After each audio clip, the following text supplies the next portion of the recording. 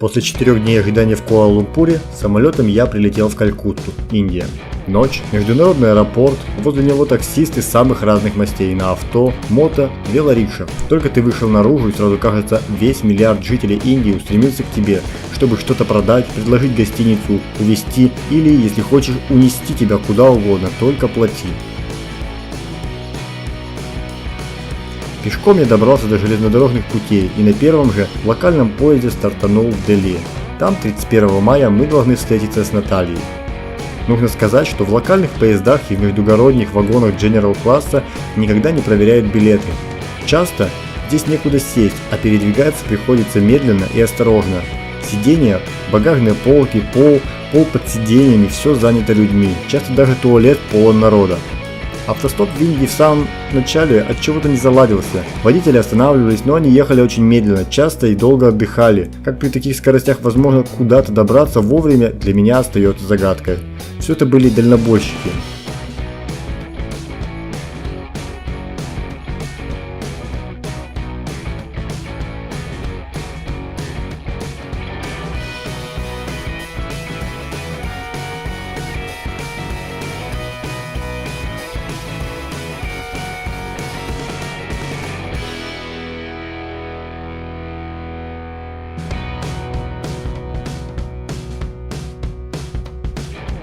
Я сошел уже в Мухансарае, город находился недалеко от Варанаси, откуда купил билет на экспресс до Дели в General Class. Он стоил около 200 рублей. Экспресс опоздал на 20 минут. Нормальная ситуация в этой стране. Нужно сказать, что жители Индии, несмотря на свою бедность, в большинстве своем покупают билеты. Многие мужчины Индии любят разговаривать о политике. Так вот, часто такие разговоры выглядели так. You know, Modi, it's Prime Minister of India and he was in government Uttar Pradesh. Yeah, улыбаются. Modi, political party, it's very good party in India. Моди, премьер-министр Индии и глава штата Уттар-Прадеш, столица которого Варанаси. Им невероятно приятно знать, что иностранцы интересуются их политикой. В Дели мы встретились с Наташей, откуда стартовали в город Ришикеш, до которого добрались только через 5 суток. Как и кто одет в Индии, часто не имеет никакого значения, какой транспорт использует, на каком языке говорит. Любой индус в самой обыкновенной одежде может оказаться крупным землевладельцем, бизнесменом, учителем, художником, кем угодно. Его имя Пушпендр. Он и его семья крупных землевладельцев в деревне Дадри, район Мирун. Помимо того, Пушпендр – учитель рисования в техникуме. Он познакомился с нами в локальном поезде, в вагоне General класса. После короткой беседы сам предложил остаться сегодня на ночлег у него, а следующим утром уже на 5 ночей.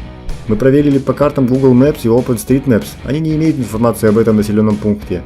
Есть деревня Дадри, в совершенно противоположной стороне. Если верить картам, 3 суток мы жили то ли на трассе, то ли в полях. Уже в первый вечер собрался весь дом и ближайшие соседи. На телефоны снималось все, от того, как мы говорим, до того, как едим. В тот вечер нас отпустили спать только после полуночи. Около 7 утра хозяева спросили, какие ваши планы? А в наших планах был осмотр деревни.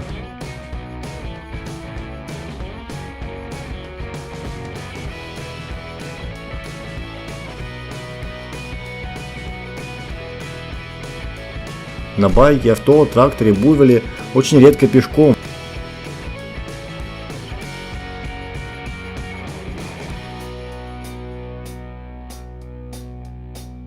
В течение 3 дней местные показывали и рассказывали о их жизни. Много встреч, много людей. Думаю, к нашему отъезду большая часть деревни знала нас не только в лицо, но и по имени. При каждой встрече нас сажали за стол и кормили, потому, возвращаясь домой, часто уже не могли больше есть, что удивляло наших хозяев.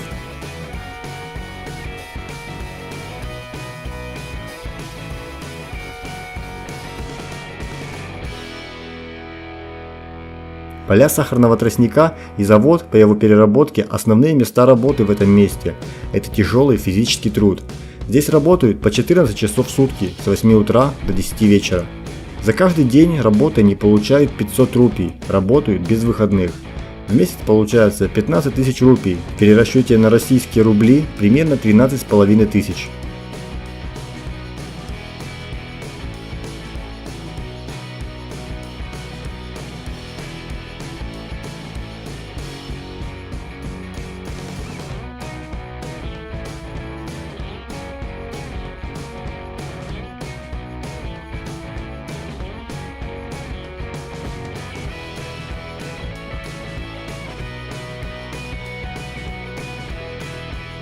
Также хозяева часто сами выходили в поле, но их работа либо руководящая, либо с использованием техники.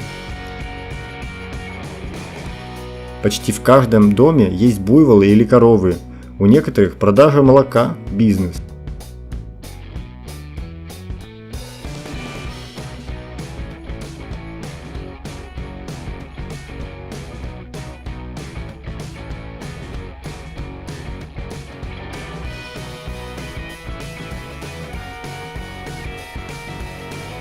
Коровий навоз смешивают с соломой, высушивают, после используют как топливо.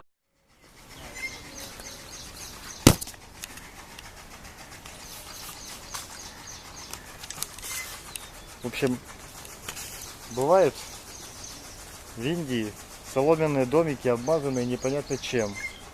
Оказывается, это не просто соломенные домики, это места для сушки навоза, который потом используют как топливо.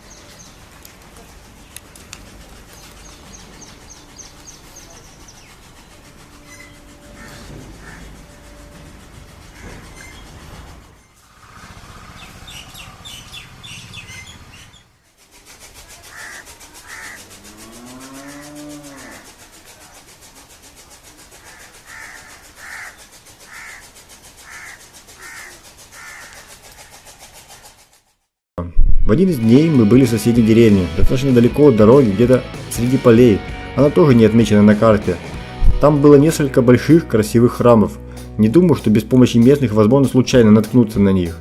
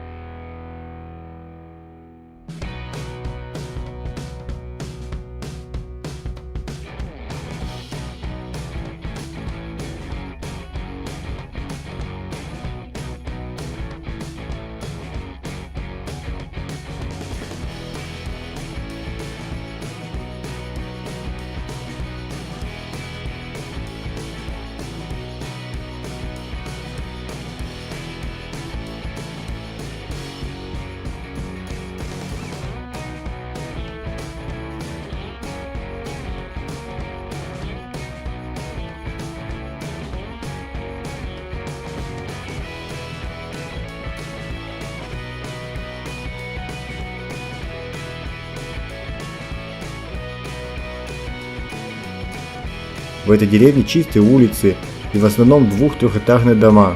Люди строят предыдущий этаж таким образом, чтобы в будущем можно было делать надстройку сверху.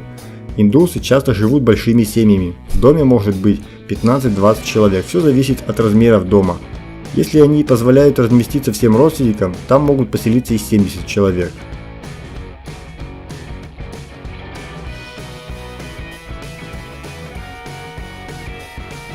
В этой деревне местный цирюльник без платы постриг меня. Цена стрижки для местных всего 20 рупий. Уже сильно ночью, в крайние сутки пребывания, Пушпендр подошел и сказал: «Нас вызывает директор колледжа. Поехали». И мы поехали. Директор колледжа – важная профессия. Профессия преподавателя престижна и хорошо оплачиваема в Индии. Его семья и родственники собрались вместе, чтобы увидеть белых, которые задержались в их деревне уже на третьи сутки. Деревни Индии – не маленькие селения, даже те, которые вовсе не отмечены на картах, могут иметь в своем населении несколько тысяч человек. Утром дня отбытия Пушпендр сопроводил нас до поезда и, убедившись, что мы сели, оставил сопровождение. Гостеприимство Индии просто невероятно и почти не имеет границ.